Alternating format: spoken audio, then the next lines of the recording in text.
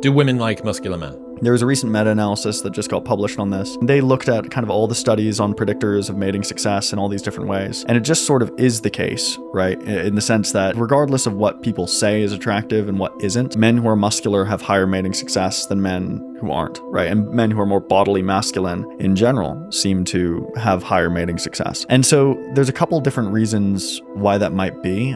I mean, the first thought is pretty obvious. It's like maybe guys with muscles are just sexier, right? And there are individual studies where it's like you show women a bunch of bodies and you're like, who's hottest in this crew? And it's like a guy who's more muscular than average and leaner than average, right? Not stage-ready bodybuilder, but certainly like pretty high standard, right? There are other ways in which muscularity can help you to compete for mates without making you more attractive. So one route by which this could be the case, there was a really interesting study, which you might have already read. It was the frat boy study. So they studied a bunch of frat boys and they had them rate each other on who would be the best fighter, who's the most intimidating, that sort of question. I can't remember the scale items they used. And then they had women rate the frat boys. How hot are these guys? And really weird result, how hot the women said the guys were, it wasn't a strong predictor of the male mating success. Now, mating success is very hard to measure. They measured it by number of mates, but at least in that study with those measurements, the intimidation factor, it was better to be scary than hot. One potential idea is that if you're a super jacked, scary dude and you're talking to a girl at the bar, everyone else is like, all right, that may as well be his wife. I'm not going anywhere near this situation. She's off limits. Whereas if you're a super scrawny